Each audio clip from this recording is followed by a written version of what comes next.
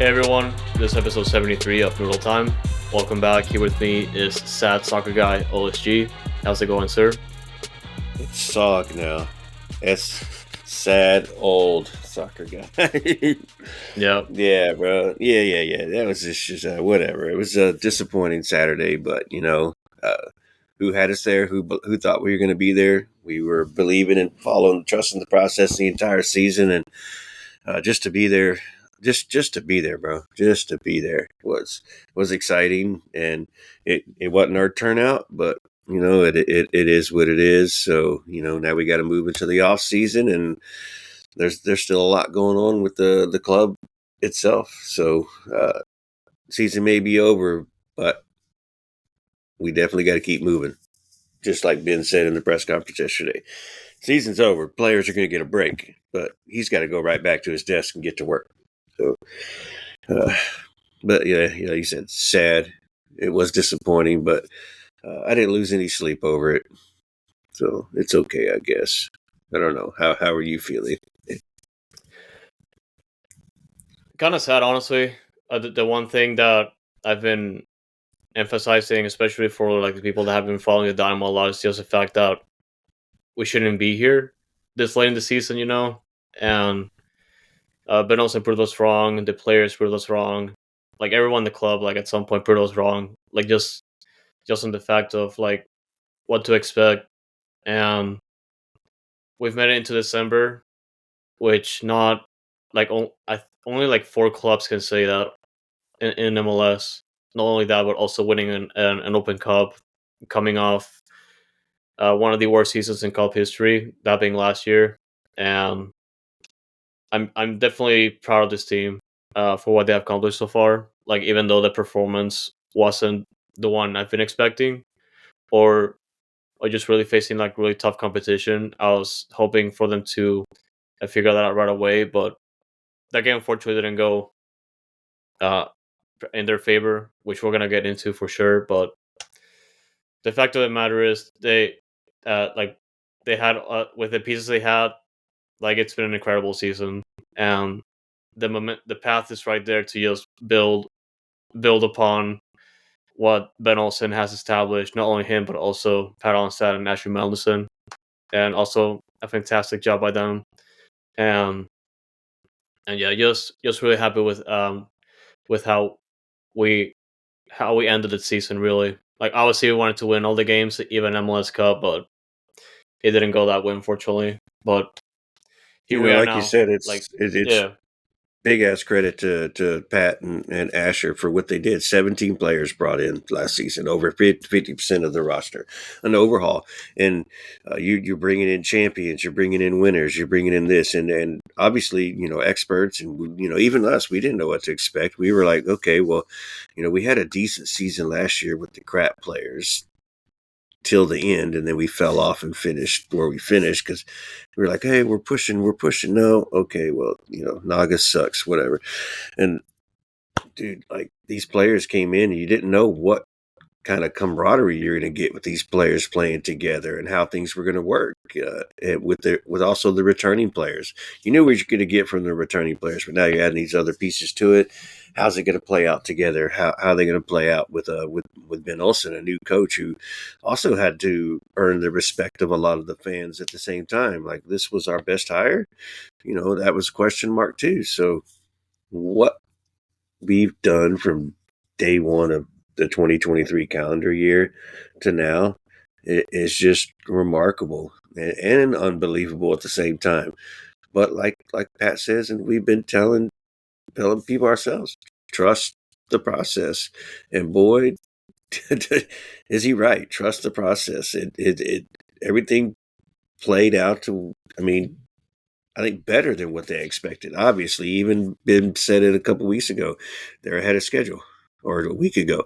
They're ahead of schedule. So boom, everybody's going to be excited about the season we had.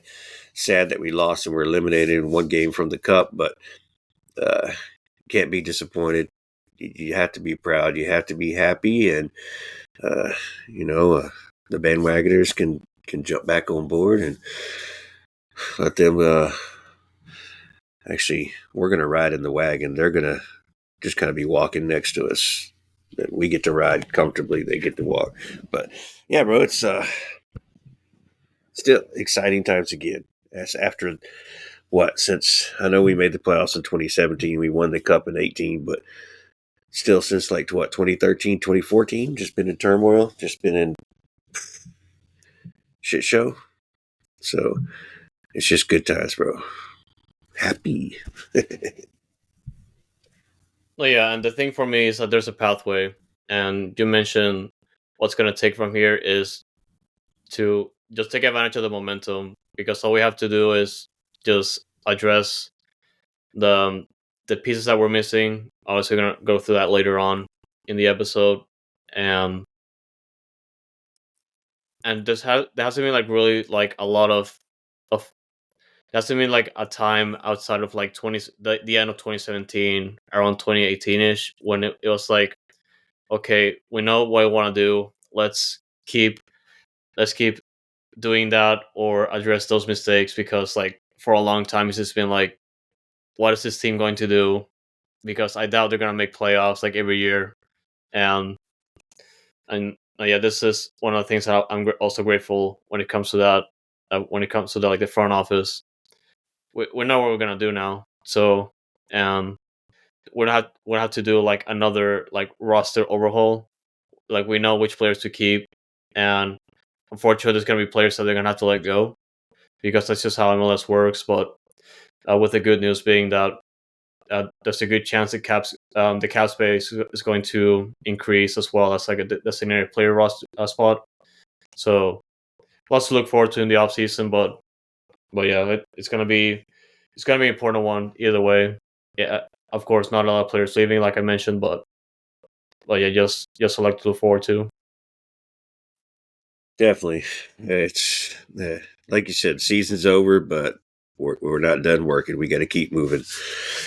We got to keep moving. But like you said, we're going to talk about that towards the end of the show. So I guess, man, we got to get into this Western Conference final game that ended up 2-0 in the favor of LAFC. And, uh, first things first, before you even kick off, I'm glad one team's allowed to have pyro in their stadium, because MLS Yeah, doesn't let the rest of us do it. They cry when we stand on the rails. They cry when a water bottle gets thrown onto the field. Now, water bottles shouldn't be thrown on the field. Beer cans shouldn't be thrown on the field regardless, so no matter who that is. But yeah, MLS crying and watching us like a hawk, and then LAFC comes out. And, they practically burned down the stadium last night. The game couldn't even start on time because it was so friggin' smoky. Like, god dang. MLS, get out of your bullshit way, bro. Let everybody have oh their yeah, fun. yeah. Like just to put that conversation aside, honestly, like I honestly believe there's a double standard in MLS. There's definitely clubs that are favorites. Obviously, the big ones being the clubs in LA, and LAFC obviously being the newest one, finding success consistently, and probably it might have to do with their owners, or just how they run their organization. Which obviously their success speaks for itself, but at the same time, if they're allowed to have pyrotechnics on the stands and no one else is, even though like MLS uses that footage in their promotional material, what can we say? And MLS is also the one that pretty much banned streamers for a long time, and for Dynamo games, even though the LA Galaxy have been using streamers apart like after the ban, and streamers made their way back after that. So there's favoritism in the league. Clubs get better treatment than others, and it's just what it is. Unfortunately, like we do get like some sort of pyrotechnics in Dynamo games, but that's pretty much just controlled by the Dynamo. It also has to do with like city code, um, because like teams are supposed to like control their own pyrotechnics, not fans. But still, MLS still has like its own favorite clubs, really. I mean, all you can do is find the club because you can't ban the supporters, and you're not going to ban the entire supporter section because that whole thing was lit up last night on fire. So you can find the club, and they're probably like, they make enough money anyways. We'll pay the fine. You're going to have to make the fine excessive to where the clubs can have to control their own supporter section. But otherwise, MLS just needs to leave us alone. Those streamers ain't hurting nobody. Thank God they let us bring those back. Wow. And they give them to us at the end of the game, so they're not being thrown on the field until the final whistle, blah, blah, blah. So maybe more pyrotechnics for the Dynamo down there with the team controlling it. Just smoke it up instead of there being 4 little posts and just do one friggin' smoke bomb each. Let's do more. But yeah, Yeah, anyways, I digress. That was before the kickoff. Now that we delayed kickoff, I guess we should get into it, right? See what I definitely. did there? Like we delayed it for sure. Or that was great. But but yeah, I guess the first one. Uh, Obviously we can talk about the lineup, but not that much because it's been the same one since forever. So, and if it 7 ain't broke, don't straight. fix it. And and yeah, like even though the result didn't go our way, like this was the expected lineup. Like I don't, it's gonna be hard to make adjustments, like based on the success for this one. And because what do you think? Because I feel like what can you do here? Like this is a lineup that has found success consistently, and it's just a matter of performing on the road. There's not a change to make here. There's not a change for the starting 11. I mean, the only one you can fight for is Hadabi over Mikel, but there's no reason for Mikel to lose his position since he took over for Hadabi's injury.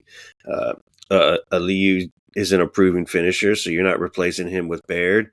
And Saicedo is the guy that comes off the bench who you're not putting Arthur on. So, like, what do you do? What do you do? You can't do nothing. Abassi didn't have a great game, but you're not going to bench him for Seba, especially when Seba hasn't been playing. So yeah, 7 straight games with that starting lineup. What do you do? So he didn't toy with it. He didn't mess with it. That's the team it's been working anyways. So you can't second guess the lineup now because we lost the game, and we still play like the Dynamo play. So yeah, the bench players are the bench players, and the 11 starters are the 11 starters, and so yeah, there's nothing to do there. You can't. Yeah, Ben did what he's supposed to do. No, yeah, and just heading into this game, I was 100% sure that this is going to be a different LAFC based on like compared to the one that we've seen in the regular season. Because obviously this is the playoffs, and and the biggest thing for them, like coming for them, was just Dennis Wanga just being on fire, and he didn't show up this game. Well, just based in the scoring form, but at the same time, LAFC were just like firing at all cylinders, and it was going to be pretty difficult to stop them. Not only that, but also uh, being behind like a good support in the stadium, so that's going to be pretty difficult for the Dynamo as well. And like you mentioned, like for this game, like just getting ahead of myself, really. Like we did see it, we see the Dynamo play here, but unfortunately, it's just a matter of like of press and turnovers and all that. And I like to go through the game already. I'm not sure if you already have like something else to talk about the lineup, but yeah, I just felt like this game was gonna be like, like it's pretty much gonna be like an uphill battle for Houston coming into this one. Well, we expected that. Yes, of course, we beat them twice earlier in the season. The big difference was, they're coming off CONCACAF before, so it's the Western Conference Final in your stadium, going to be sold out 22,000 plus with that supporter section, bringing their fire and their smoke and their noise and all that. And we didn't play well on the road this year unless it was in Open Cup or other situations. So during regular season, it just was one of those situations. And he said Buonga didn't show up, but freaking Carlos Vela did, even though he didn't score. Bro, he had 2 right off the bat in the 2nd minute, and then just at the end of the third. I guess it was technically the 4th minute. Bro, he hits the post, and then he scores, but he's offside right at the beginning of the friggin' game. So LA was just and those were turnovers just bad passes. I wouldn't. Uh, they were pressing, but I wouldn't put it to the press was causing the turnover. It was just the tiki taka turnover. Sorry, that sounds like it fits together, but it was the tiki taka turnover. They were expecting their players to be there, and LA was just doing a good job of being in position to intercept and then going after the goal. And we didn't mark Vela twice right there, back to back. Well, as soon as we lost the ball, we should have picked him right back up, and we missed our target. And luckily he kicked one. Steve came out and forced him to kick it over, and he hit the post. And then the second one, he was cheating. So you're going to score when you cheat, but luckily it's offside. Referee had offside, so we didn't have to depend on VAR to call that one offside. So they didn't get to celebrate either. But yeah, bro. And then right after that, it's the 6-minute mark. Ache gets just a beautiful cross with he's a left-footed crosser now and a left-footed corner kicker, a setup guy. And just Barrett hit it right, but their keeper made the save. And I was like, boom, here we go. This game is going to be lit. It's going to be a dogfight. Both teams are going to come at each other. And then they kind of slowed down. 11th minute mark, Vela again, and he was kind of not in front of the goal this time, but out to the left side, and just took a powerful shot, and it was going in, so Steve had to make that hand above the head save and flick it over and gave them a corner. But after that first 10, 12 minutes of the game, it kind of died down and settled down. Houston was able to gain possession. As you see, the numbers in front of you is 70-30 in possession, 600, almost 600 completed passes to their 130 completed passes. However, they had 18 shots to only 10 of ours. And, start of the game, bro. I don't know what you thought about the start of the game. This is going to be either we're going to get our butts kicked until Dynamo started pushing back, or is this going to be a dogfight? I don't know what you were thinking or where you were, edge of your seat already or in the cradle position already. I mean, from the start, I was very concerned, but coming into this game, I felt like it was gonna be a dogfight for sure, and I feel like that's what we got early in the first half, and I also thought you mentioned a pretty good stat that pretty much set up the whole game, and which is a matter of possession. Houston is always going to hold on to the ball, and they've been pretty good at it. But the main thing about this one that affected us was just the passing, because this reminded me of the conference semi against Kansas City, because they let us pass around, but they knew where to be at the end of every ball, or at least try to press the player so they can force the turnover, or just set up the break, uh, just so they can just pass it forward right away. And that's kind of what LAFC did here, and you already mentioned that. Um, which I feel like LAFC is a better Sporting KC. They proved it yesterday. Um, and yeah, it was just a matter of the passing just not being there. Well, and since you mentioned the press, Ben Olsen was asked a question during the press conference about the press, and he gave his statement. So let's go ahead and click you over to that little video that we've got for you, and then we'll come back and talk about it. So let's hear what Ben's got to say. Tough loss. Tactically speaking, can you tell us, did you expect such a high pressure from LAFC, and did you think your team was going to be able to break through? Clearly, they didn't break through as much. Can you speak to us on the tactic that you saw from LA? Well, I thought we broke through enough on the press. I didn't think their press was that great. I thought we bypassed it quite a bit. It was then the next phase that I thought we kind of let ourselves down on. So the initial press was fairly easy for us to break at times. We just, I thought there was just way too many turnovers once we got past their first phase of pressure. And bro, I especially after he said it, I really want to agree with him. it wasn't necessarily, and you had a good point too. Necessarily wasn't LA's press that defeated us. It was more the turnovers and just the bad passes. But credit to LA at the same time, like you said, they were just in position to make some interceptions when needy. But let's go look at the final third of the field for the Houston Dynamo when they're attacking LAFC. We couldn't get it into the final third. We couldn't create nothing in the final third. Nothing was there for us. They covered Quinones like a blanket. Holland's head somehow covered Quinones like a blanket and actually guarded him correctly. He's like, I know this guy's got speed, but I'm not going to let him beat me with that speed. And Quinones didn't adjust. And then Dorsey on the other side, where was he? He was he was a ghost in this game. He was disappeared. So LA did exactly what they were supposed to do to cut us off, and we couldn't get the ball anywhere near Baird. And our shots that we were able to take outside the box were straight at the keeper. The two that come to mind was the Coco shot. He didn't get a lot of power behind it, and it went straight to the keeper. The Bossy tried to curl one in, but he didn't get a lot of power behind it, and it kind of went straight to the keeper. It didn't make him try at all.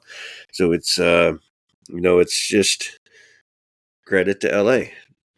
They were prepared for us, and we didn't adjust for them, and couldn't find our way through the back of their defense right there. And scoreline showed it towards the end, but they kept pushing back at us, getting great opportunities and dangerous opportunities to shoot on us. So I don't know. You heard Ben's reaction to the question too. You want to comment on that? It pretty much just reflects the game, really, because LAFC, like, even though they weren't the clear team that was dominating the possession, they were still creating the deadly opportunities, and that's where they got us, especially us not being prepared or just trying to adapt to what they were doing. And that's kind of one of the points that I was going to say towards the end of the conversation when we talk about like the options of what we can do in the offseason to address what we need. But the one thing that we're missing, and the thing that I was concerned about, was just like our depth coming off the bench, because we don't necessarily have like a player that's going to show up from the bench and score, unless like something happens in the middle of the game that's just like that catches them by surprise. But I was still like optimistic in the sense of like, okay, like anything can still happen. This team proved us wrong many times, but Mm-hmm. they just didn't show up.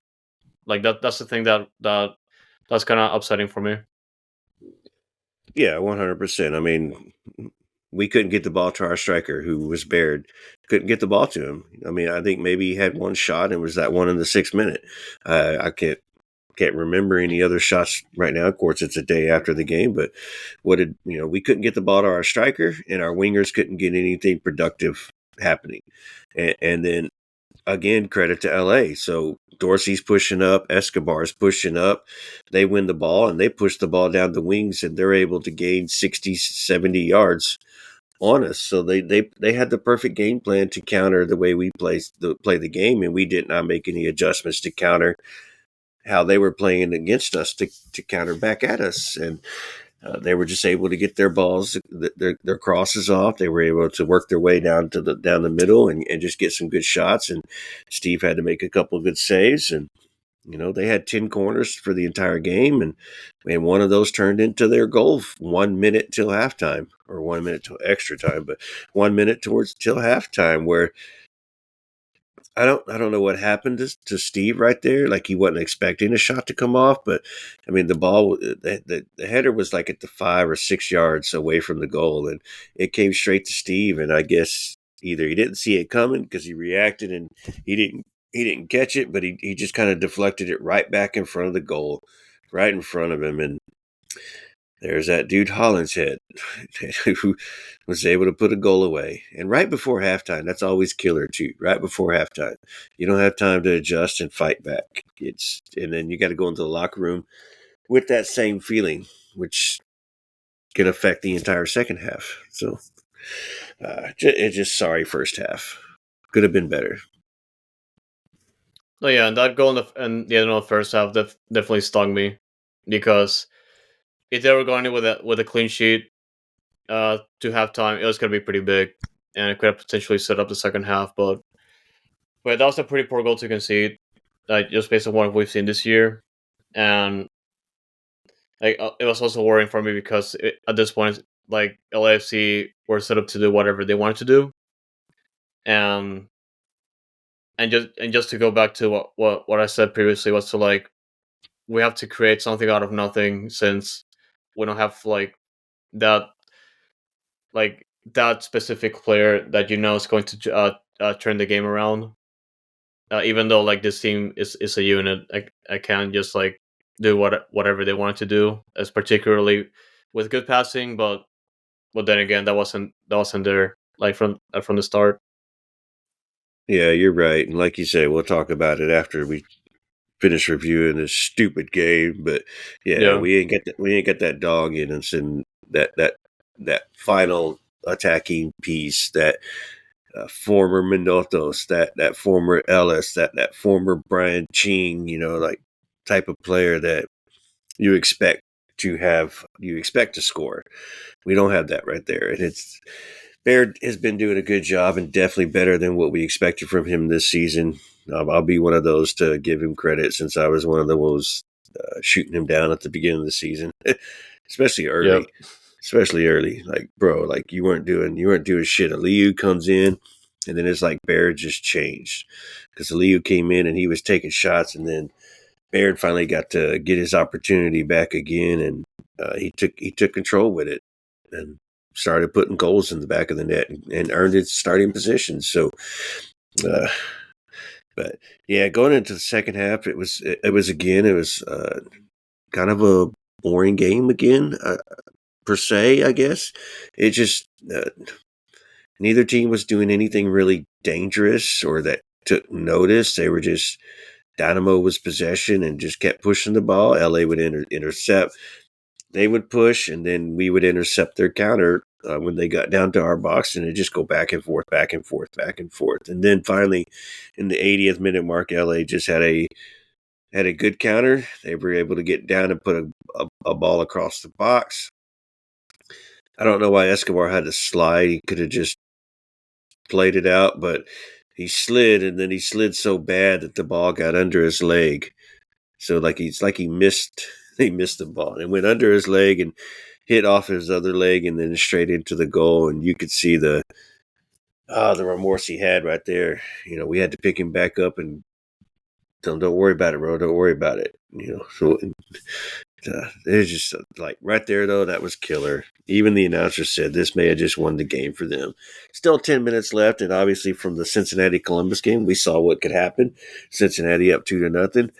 That late, and Columbus comes back and scores two more and forces extra time, then wins the game. So it was a downer, but I was still hoping. But definitely something had to change, which it didn't. And even with the subs that Ben was trying to make, he just said he's throwing the kitchen sink and trying to throw somebody out there that could maybe change the game, and it just didn't work at all.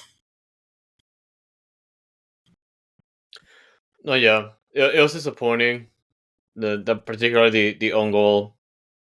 Just going back to the press and the mentality of just being in a hostile territory. It Yeah, affected the team for sure, but yeah, not a lot of takeaways here on the fact that this can go to like towards the what can improve on the team this offseason. and I honestly like not to discredit like them for what they've done this year. Like just going back to what we said early on, it's just like we the team the team worked its best to like be here. Like I feel like Ben Olsen addressed most of the issues coming from last year. And look, this was like a new roster, and it's gonna be difficult to like just go all the way like with what we have already. So like again, like they did all they could, and they found success like along the way, and I'm happy for them. But I guess it's just like It's unfortunate the way it ended, like particularly a pretty good playoff run. It really would have been nice to have a Sebastian Fidea who could adapt to the style and tactics that Ben Olsen was coaching and putting out there, to where, because you do know he is dangerous in the box and he can score in the box, but there's a lot more to the game that is expected from our striker, and he never could get on board and figure that out. And so it's kind of too bad, because that left us in a spot where what are we going to do about the striker? What are we going to do about the striker? You know, Barrett had to prove himself. Aliu's just missing the target, so hopefully this offseason will be huge for Aliu, and he can come in and he can find his niche next year. And then, like you said, offseason, to us, striker is that one of those big positions that we need to go out there and find and bring in somebody that can start for us. I wouldn't say somebody off the bench, but somebody that can start for us. So, but that was the game, man. So LAFC versus Columbus.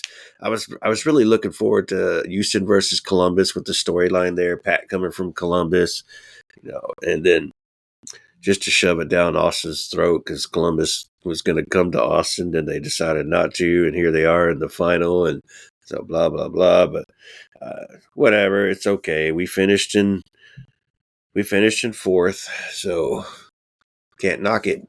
But to the off season we go, I guess. No, yeah. And like I said previously, I don't expect this to be like an overhaul off season. It's just that since we made it like so far into the playoffs, that the changes are gonna be made right away. And I mentioned that since the club is now supposed to have the options up by the first day since they were eliminated from the conference final, that being today since we're recording on a Sunday night. And it's just interesting how it works, because they pretty much just gave them like a day notice, and I'm sure like Pat Onstad and Asher have been working on that like throughout the playoffs, and it's just a matter of telling the players what's going to happen next. So Well, that's just how they knew yeah. they knew the rule, because the Yeah. MLS had a strict date, and the teams that made it further into the playoffs past that date knew that once you lose, you have to do yours the very next day. So, like you said, today's Sunday. We're recording. Dynamo will have to let the MLS know about their player options. They're obviously not going to tell the public, or else we'd be telling you right now. But at the same time, we know who the players are with player options. So I'm going to go through them with you right now, Foxtrot. And so there's 6 players that have options on their contracts right now, which means their contract's not expiring. We just have a club option, and one of them. I'll just start with this guy. One of them's Matias Vera. Yeah, he's probably gone. Oh, easy one. Out the door. So, yeah, he obviously didn't fit the system so that's why we put him out on loan and got rid of him. Now he's back to ours again.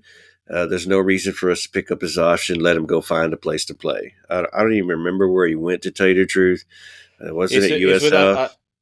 He's with Argentinos Juniors in Argentina. Yeah, So, yeah, but yeah. I've been watching. So the Argentina league is in Paramount Plus and VIX Plus. Yeah. And I've been watching the Argentina league like every weekend or so, and like sometimes I catch like the Argentinos Juniors game, and I sometimes see him like come on the field, and I was like, yeah, he used to be a Dynamo player, Mm-hmm. But I think you said this too off of video, but that he hasn't been doing that well. Hasn't been getting a lot of playing time either. So, yeah, that answers Yeah, I that feel like question he's right kind there. of in the same boat. He's kind of in the same boat as Sebas, although I feel like he's been doing slightly better than Sebas. But yeah, like I think he's still gone though, because he's not. I don't think he's gonna be doing much for Ben Olsen aside from like all the competitions. Like he can use him as the left face, but I don't see that. Well, let's go with the one that's going to be in kind of the same position, because people are like, well, no, we need some midfield depth. We need some midfield depth because it's not very much there. We still have open roster spots too that we can use to go out and find new players. So we don't need to bring in a certified bench player. Let's bring in players that can start and rotate in with CCC, Leagues Cup, MLS, Open Cup. We're going to hit over 60 games this year. I think we were at 52 this season. We're going to hit over 60 freaking games probably with all the games that we have. And we're going to start a month earlier than usual. Usually we start at the end of February. We're going to be starting the first week of February. So it's nuts. So let's go to the next one. It's Caicedo. We signed him to a 1-year deal with an option. I think this one's a no-brainer. He's staying 100%. 100%. No-brainer. If we let him go, we're stupid. Boom. He deserves it. He deserves it. All right, your boy right here, Tate Schmidt. He's staying. Like, even though he got injured, the club might have leverage, but I think he's staying. Because he's been massive early in the season. Extremely unfortunate that he got injured like at the beginning, and you saw his room to grow. Like the one thing that I'm kind of concerned about is like his injury, if it affected pretty much his form, which obviously I think that's the case, but at the same time it's just a matter of rehab, and yeah, I'm still optimistic about him, so I like for him to stay. Well, one, he wasn't really a proven player before. He was kind of a journey guy. He came here and he just kind of showed out. He showed out. And just, where the hell did this guy come from? And then that horrible injury. 2, his contract shit. Okay, like he's not going to hurt us on salary cap if we wanted to jump his option or accept his option. 3, though, he has been back and he has been training with the team. Now, did he get into full physical practice with the team, or was he just in with the team, just kind of doing drills or whatever? That's, I don't know. I'm not at practice, so I couldn't tell you that. But what I'm going to look at for Schmidt is the team has seen him practicing, coming back off that injury. They know what he looked like at the beginning of the season when we brought him on, and now they know what they're seeing him right now. So they're going to put their eyes back on and say, is his risk worth the chance of keeping on the team? And I think that's going to be the factor, is how did he do training in this past month when he's been with the team training while the team trains for playoffs. So that'll be a question one. I don't have a problem with him staying. We're going to need depth at the left back, obviously, so we'll see, because Chase Gasper ain't seen the field ever again, so screw him. All right. This one is going to be easy, and I could tell you a guaranteed answer already. But Achara, he's gone. Okay, I think he's already gone, or already been told he's gone, because he has not been practicing with the team. He's actually in England right now, and he's been going to Premier League games and just sitting in the stands and watching those games. So he hadn't even been with the team, traveling with the team, practicing with the team. So I think he's already been told the news that he is not being. His option is being declined and will not be with the team no more, because you don't do that at this point of the season. Take off and enjoy your vacation. So Achara is out the friggin' window. Goodbye. See you later. Bye, bro. All right. This one could be a big one, and I've got my opinion on it, but Steve Clark. I think he's staying for one more year, because this is also was have to transition to a new goalkeeper. The amount of games might present us an opportunity to transition into a new starting keeper. Might be either terrible, or might just be like a good opportunity for Charlo to get more games, to get Xavier, or starting to get Xavier acclimated, Xavier Valdez, a Dynamo 2 keeper. And yeah, like I can definitely see if they just decline him and just like sign someone else new. But if they do that, then they have to get someone else with experience, like proven experience in MLS, that's just willing to stick to this project. So I think he's staying for one more year. Okay, I don't think he is staying for one more year. He just became a dad when he moved here to Houston, and he is getting up there in age. I kind of have a feeling he's going to want to do the family thing now. I also don't don't have a problem with him staying for one more year, but I think it's going to be a mutual agreement between the team where Clark says, "Hey, I'm done. Decline my option. I'm retiring. I'm going to go be a dad, and then I'm going to enjoy life from here on out." You mentioned Tarble. Tarble proved that he can play well, and he can play in the starting position. Played every Open Cup game and won the Open Cup for us. So we know he can play well, and it'll be a long season, like you said. We know the future is Xavier Valdez, and we believe in Xavier Valdez, and the club does as well. And he is playing for the national team for Dominican Republic as well at the same time. So he's got a lot of potential, and he's a stud player. So next season with Tarble and Valdez, they're going to be both good pieces. Tarble will be the MLS regular season keeper. And Valdez will probably be our Open Cup keeper, and then who knows? Tarble will obviously have to be the CCC keeper with Valdez backing him up, and then we'll see what happens if we do a stupid Leagues Cup again, which I think they just need to abandon and throw that thing out the friggin' window. Yeah, they're not gonna abandon it. Like it's MLS is padding for the Apple deal, so they're not. They would rather just try to get rid of the Open Cup since they don't have control over it. So, but it's still gonna happen both tournaments. So it is what it is. Expect the frigging games. And since we're in the keeper talk, and you said we're probably going to have to go back and sign somebody else, I don't know if we sign somebody else or we bring up another dose player. Pennebaker was Valdez's backup, or what do we do? Because if we're using Tarble and Valdez, we don't need to go out and really do too much. But Nelson, who we loaned it out, is out of contract, so he's a free agent. I'm not saying we sign him back though, but I'm just saying that could be a third string keeper, and you don't have to go look for nobody. But I don't know what kind of season he had, so it also depends on what kind of season he has. But all right, last one. There's 6 players that had options, and this one could be a huge one. Teenage Hadebe.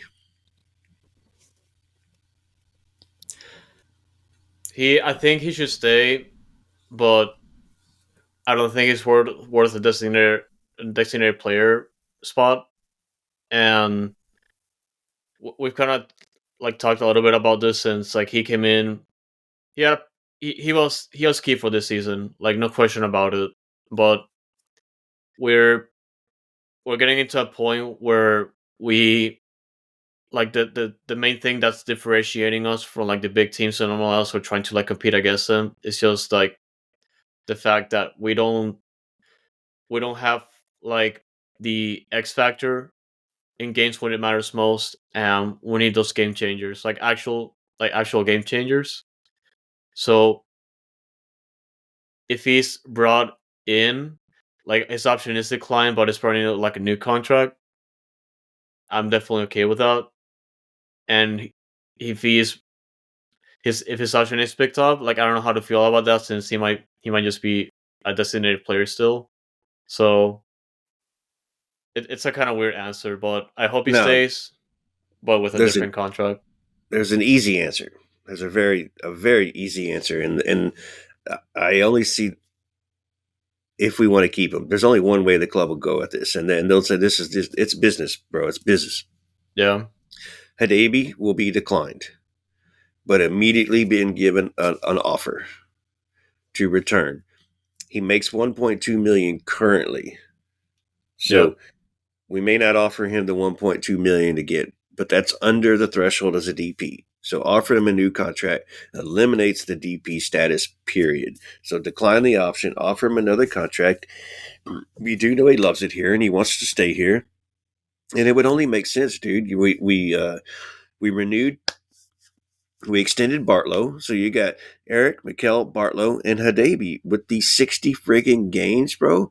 I think all 4 of them are a must.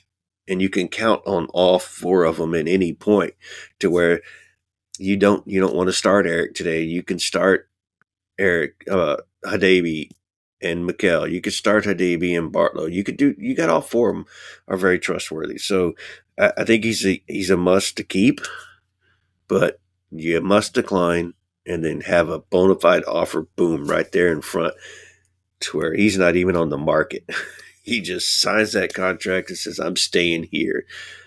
It might be $1 million, whatever. That's kind of high, but I think he'll be an important figure next year. But he'll be out of DP, which that's what we need, is that DP status to use elsewhere, like you said. So that's the logical answer right there. That's what I'm betting on too. I'll bet Vegas on that one. We could also decline and say, hey, we don't want him, and let him go. Yeah, because I can definitely see the scenario where the bona fide offer is submitted, so that way, like, he's not in the market for MLS teams. So that's gonna be that's gonna be the one to watch. So it should be. I cannot wait for the options to be announced, so that way we can use the designated roster spot, or like the DP spot for Chicharito. No, you fuck off. No, I'm Jesus joking. Christ. Yeah. I don't even know why you would go there, bro. That's worse than us losing last night. No, yeah, and I guess, like, with that we can transition to, like, the questions that No, I bro. received. I'm not done yet, sir. You You're not jumping done yet? ahead. No, sir. You're jumping way ahead. I thought you All said the right. last one. Well, it's okay. The We last can do one yours. with options. All right. Okay. We got out of contract players too, and there's 8 of them, but we can fly through. We're going to fly through a lot of these, but the big one is Corey Baird is out of contract. What do we do with Corey Baird? And I know a lot of that depends on what the Dynamo want to do as far as striker going into next season. But what do we do with Corey Baird? It's gonna depend on what they do, because the Corey Baird is getting a lot of money, and he's proven to be a key player. But I feel like you can pay slightly more money with, like, someone else that can fit that role and do way more. But it's gonna depend on what the Dynamo want to do here. So because they can resign to a new contract and sign a player depending on what they do with, like, the other players up front. But yeah, it's weird. Yeah, it is weird. I think Bear's going to have to go because he's going to want the money. I don't think we're going to offer him the money that he's going to want to deserve. We're going to offer him money because we're going to be like, hey, bro, you're going to come off the bench next year because we're expecting to bring in this type of striker, this player, and we expect him to be a starter. So it could be a situation like it was last year where Bear coming off the bench. So do we want to pay him because we need to save some money in that salary cap at the same time? Next guy I think is easy, so we don't even need to talk about him unless you have a different answer. But Ivan Franco, his loan it ends. He's going back.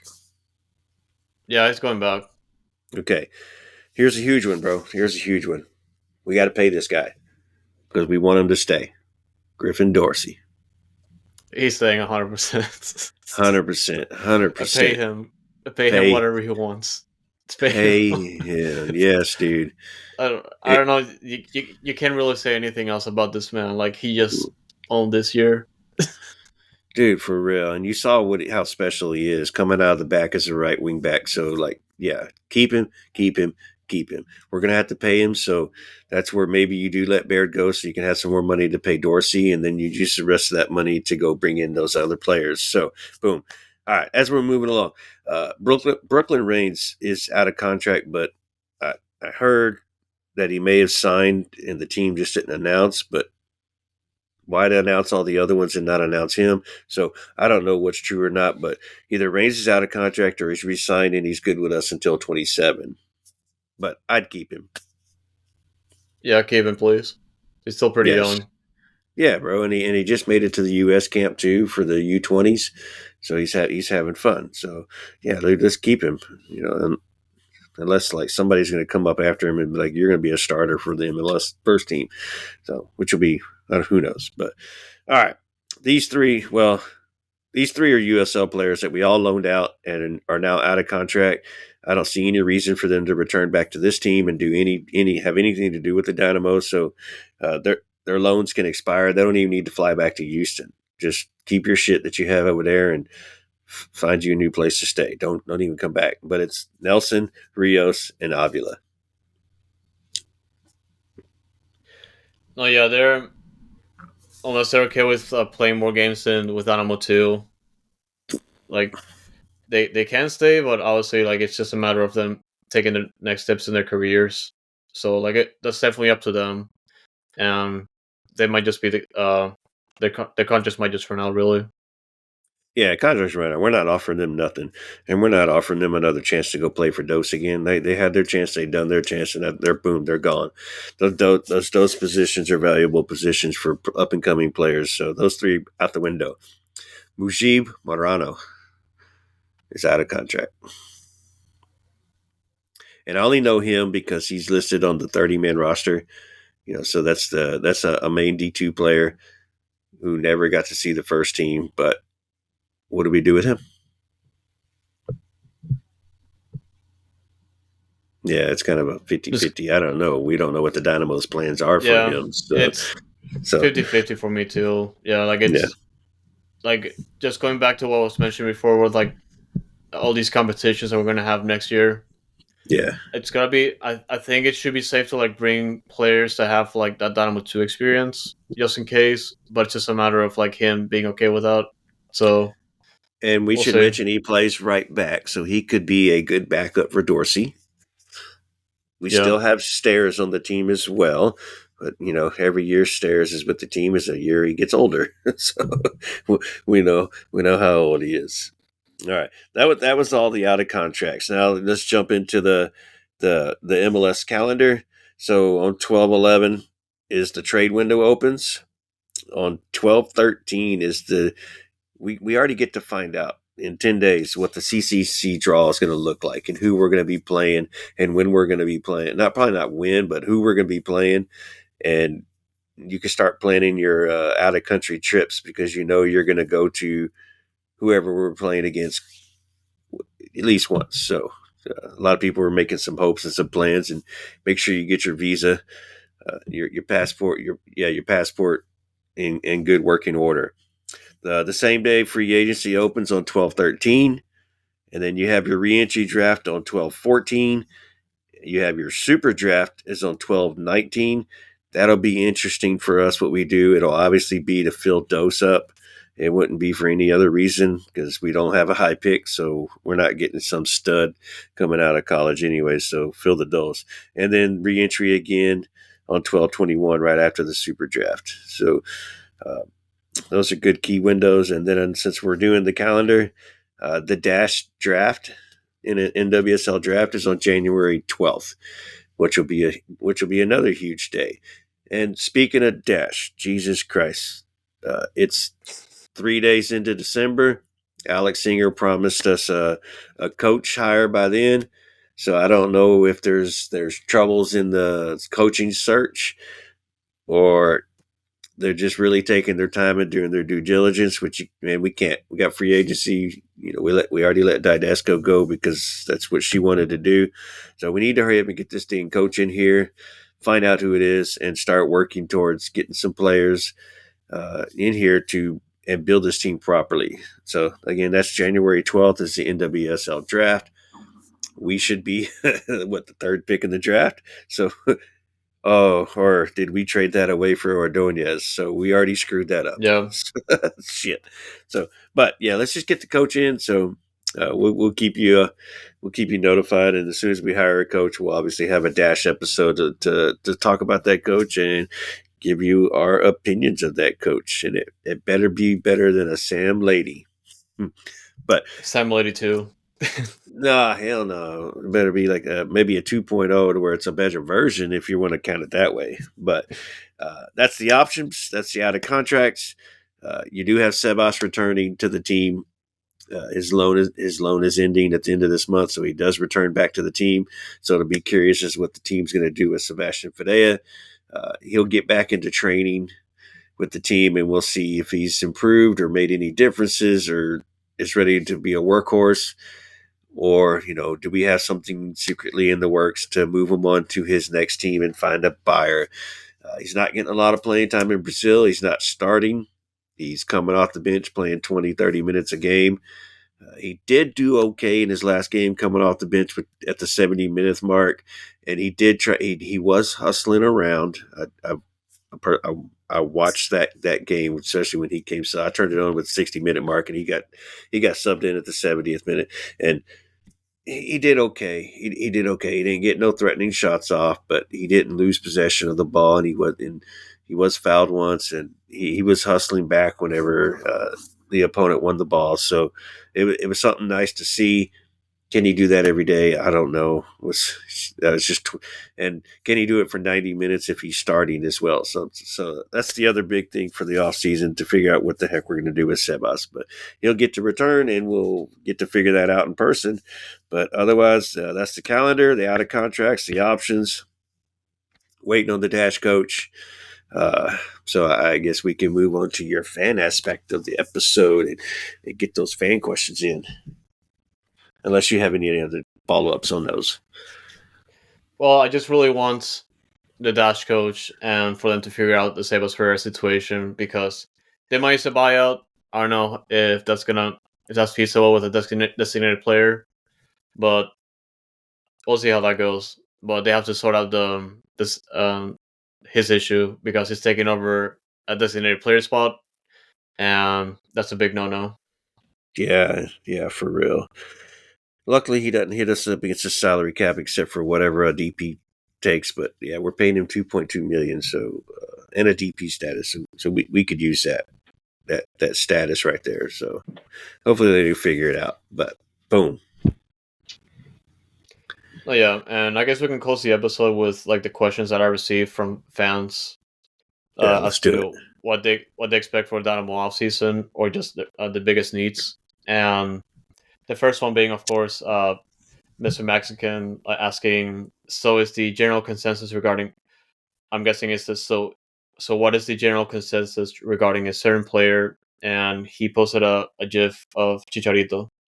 And it's been a conversation, again, in the fan base, really, since the like Mexico fans and some Dynamo fans alike really want Chicharito. And I'm like, we can have him, but he's not a designated player, and he's most likely going to come off the bench, like, realistically speaking, or if not, barely play under Ben Olsen. So, what do you think, OSG? Hell to the no. Hell to the no. All right. First off, injured. Yeah. Who and yes, he's training, but he's doing physical training. So he's working out the strength. He's doing strength training, working out his knees. Not wasn't practicing with the team or anything like that. He's not due back until the end of April. All right, so that's 2 months into our season. That's after CCC. He is going to require a DP status because of what he's going to be off, what he's going to be required to be paid. It makes zero sense for us to bring this guy in. He's not going to be he's not going to take less money, this and that. Like you said, he's going to come off the bench. He's not going to be a 90-minute starter for us.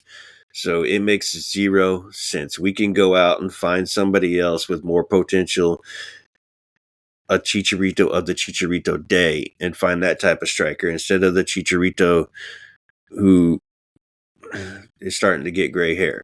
No, like, granted, he's a good player, and he's got goals in him, and he's going to score some bangers. But how many bangers is he going to score? And is it worth it? No. And everybody knows where I stand on this, online and in Chata.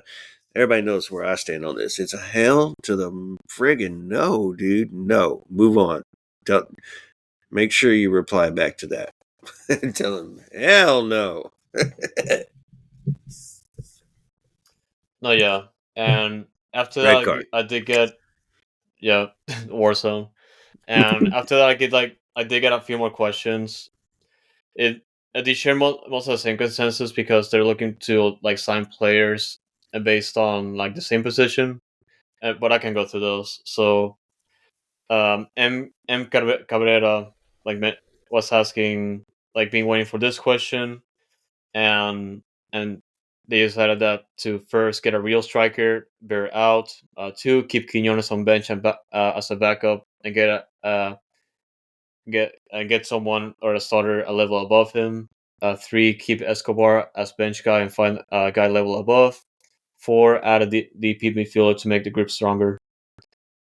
And I would do mostly agree with that. You do mostly agree with that. I don't see us needing to bench Quinones first off and bring in a higher. There's a lot of potential over there, unless Quinones just hits a wall during the off season in the training.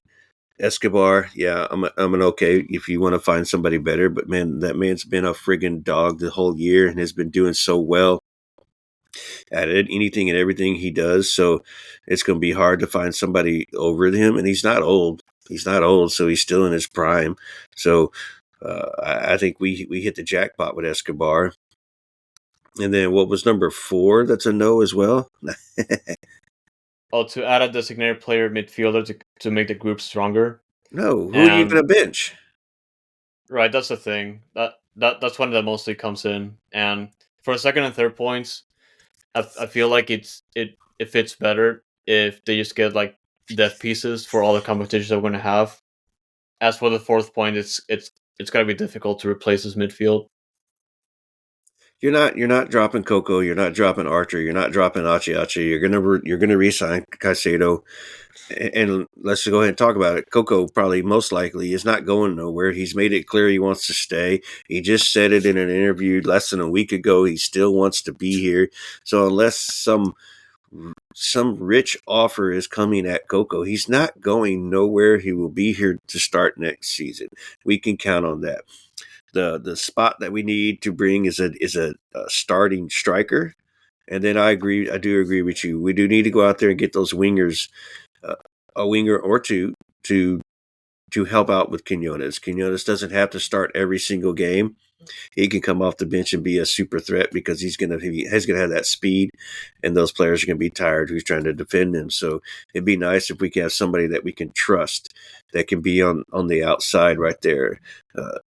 Kind of wish that towards the end of the season, Franco would have been given a couple more opportunities just to play and just kind of rest Quinones, but whatever. It is what it is, and he's gone, so we don't even need to worry about him because there's no way in hell we can't keep him. He'll be too much, and I think he'll be considered a DP anyways. So let's go out and find our starting striker, and let's go find bench players for the wing. As far as a designated midfielder, that's not going to happen. And then I don't like Escobar to the bench unless you're going to go out and find this name that's going to take over for him, not somebody that's got to prove it. So, yeah, that's to those 4. And Jesus Carrizales also mentioned the same thing that you mentioned, that we need a right winger and a striker. And that's what a lot of fans have been asking for, honestly. And Chris, the bad guy, your favorite man, Chris, he kind of made the same point, although different, because he mentioned that obviously to get the designated player roles filled so that we don't look like Pep with his pants down with 70% possession and not do nothing. And that's kind of what we talked about when we reviewed the conference final. Like we just didn't have like that game changer to change the tide, and that's the thing that they're going to have to address it in this offseason. Yeah, for sure. So get Hadabi's DP slot back and use that for a striker, and then if we the owners approve the 4th DP, then we can do whatever the hell we want with that one. And Brian the Lion, like he mentioned that these guys like Quinones and Aliyu seem like track guys playing their first year of soccer, no threat at all, and there had its moments, but might as well have sat down towards the end of the season. Need real forwards and strikers, and will sway the league. And I disagree with Quinones objectively. Aliyu, you can definitely make your case since it's not being as consistent. But Quinones, like, turned it around, like, almost immediately after the start of the season. And Baird, you can definitely make that argument, like, since he kind of slowed down his production. But yeah, Quinones, like, he's pretty much untouchable right now. Well, and that's why we say we need a new striker for sure, because there isn't one up there that can do anything consistently. And Baird fell off towards the end of the season, like you said, and Aliyu just couldn't finish. He had great intangibles for everything else he did as a striker, but he just could not finish. And let's remember he didn't have an off season at all. During the summer is when Europe is in off season, and he came over during the summer, so he didn't get a break. He could just be tired and mentally drained or whatever, and adjusting to life over here. So he gets a short off season here, and hopefully he'll come back and he'll be good as a backup and come in and score some bangers. Uh, and then we'll just revert back to let's just find somebody to rotate with Quinones. I think Quinones does have a lot of growth, and with the proper coaching, he will be able to take on those defenders and not be so predictable and be beneficial to us in the long run. Or otherwise, we wouldn't have signed him for 5 years at the same time. We signed him for 5 years, bro. It's like he's growing so fast. So we'll need to believe in him a little bit more. We can give Aliyu time. They're both young cats, but Quinones is obviously a starter, and there's nobody to back him up. We're going to find somebody to start in front of Aliyu, and then Aliyu can back him up. I have a feeling we're going to let Baird go because he's just going to want too much money. So we'll see what we do. Yeah. And the last question being from Scott Witt, saying that someone that can put the ball in the net. Baird went from all-star to invisible. And I agree. That's kind of we've been repeating a little bit, but that's pretty much a pattern that we've been seeing. Like, it's definitely okay to have that, like, that sentiment. It's got to be a busy offseason in this regard. Yeah, 100%. So I think we answered that question 3 times, though, so no need to divulge into it anymore. So hopefully you accept the answers that we had previously, but we still asked your question. No, yeah, this is going to be a big offseason. And like I said early on, it's not going to be an overhaul, but they're going to have to make the signings right away because we pretty much started in February because of Conca Champions, and the season is going to start after that, and then we're going to have like the Open Cup and Leagues Cup in the middle of the road. So it's going to be a lot of games and a lot of rotations we're going to have to do. So a lot of players are going to have to come in, which with the trade window starting like a week from today, and obviously getting those signings from overseas, which might be a thing, but we'll see how it goes. It should be a good one. I wouldn't even say overseas because it seems like we're targeting South America more than we are overseas, which is also a benefit because there's not going to be a transfer fee included unless that player is under contract with that team for still for more years. They're going to be coming off. They're going to be an off season, so that player can come straight over if he's out of contract. If he's in contract, then yes, there'll have to be a transfer, but it won't be as much as if you're coming from Europe or something like that. And then there'll definitely be a transfer fee because they'll be in the middle of season. So it'll be interesting off season, and there'll be a lot to talk about this off season. So guys, Noodle Time's not going nowhere. And of course, we got Dynamico on the Spanish side, not going nowhere. If there's news to report, we'll report the news. So y'all just make sure you subscribe and keep following us. So when an episode does come out, you don't miss it because there may be a break where we do an episode and then we don't do an episode for 2 weeks. So you never know. So just keep the subscription turned on. So when the episode pops up, you're like, oh yes, let's get our noodles. Yep. No, yeah, like he just said, we're not gonna stop. Like the season just ended. The same goes for the other 2 teams, but we're still gonna be here. We're still gonna be reporting as much as possible. Granted, like things like content might slow down a little bit, or just like the spacing might be weird, but you're still gonna get it. Like we're gonna get together as much as possible and just report everything at the same time. So it's gonna be like a busy off season, like I said. So keep looking forward to those episodes, whatever you listen to or watch. I think the spacing is what's going to be a little weird because like you said, we'll be waiting for news to report to have an actual episode. We still got to do our Dynamo off season review, which we'll do in a couple weeks. But we hope now that the season's over, we can get some interviews lined up, and we'll hopefully bring you some interesting player interviews. We're going to go after a couple names, whether it be D2, Dash, and Dynamo, and see what we can pull out of the hat right there. And that'll definitely fill in the blanks whenever there's nothing else going on or it's kind of quiet. until the offseason fires back up and there's news to report. But we'll try to fill it in the best we can. But like Andres said, it'll just kind of be spacing might be weird. It might be a midweek, it might be a Sunday, or it might be a Monday like we always do. You never know. But like I said, stay tuned. We'll see. And I think that's all I got for today, guys. buddy. No, yeah, same goes for me. But yeah, guys, that's gonna do it for this one. Even though the season's over, like we still appreciate your support every single time. And stay noodle, man. H is up.